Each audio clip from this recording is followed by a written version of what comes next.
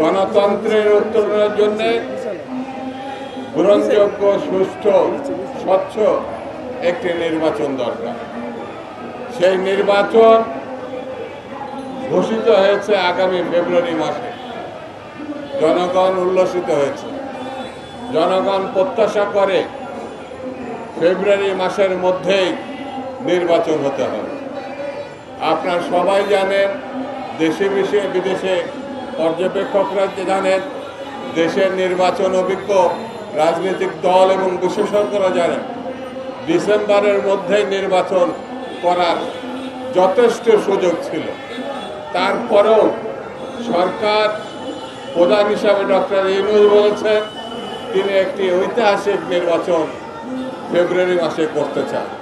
সেই বিবেচনায় আমরা ডিসেম্বর থেকে ফেব্রুয়ারির নির্বাচন মেনে নিয়েছি।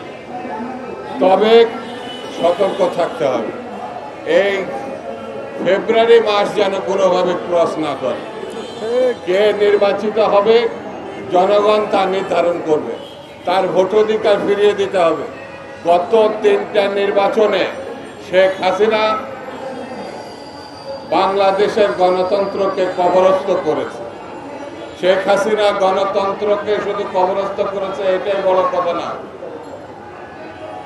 এই মহিলা বাংলাদেশে গণহত্যা চালিয়েছে, আমাদের ছেলে মেয়েদেরকে হত্যা করেছে, আমাদের সম্পদকে লুণ্ঠিত করে বিদেশে পাচার করেছে।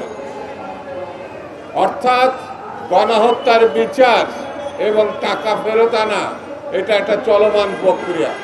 এই প্রক্রিয়ার মধ্যেই নির্বাচন হতে হবে, নির্বাচিত সরকার প্রতিষ্ঠা করতে হবে। যারা আরব্ধ কাজ বিচারকে এগিয়ে নিয়ে যাবে, লুণ্ঠিত অর্থকে দেশে ফিরিয়ে আনবে, প্রয়োজনীয় সংস্কার চলমান থাকবে, এটাই সবথেকে বড় কাজ। সেই জন্য বন্ধুরা, আজকে স্পষ্ট করে বলি, গণতন্ত্র নিয়ে যদি কেউ টালবাহানা করে, নির্বাচন নিয়ে যদি কেউ টালবাহানা করে, তাহলে বুঝতে হবে তারা স্বৈরতন্ত্র এবং ফ্যাসিবাদকে ফিরিয়ে আনতে চাচ্ছে। সেই জন্য আমাদেরকে সাবধান থাকতে হবে।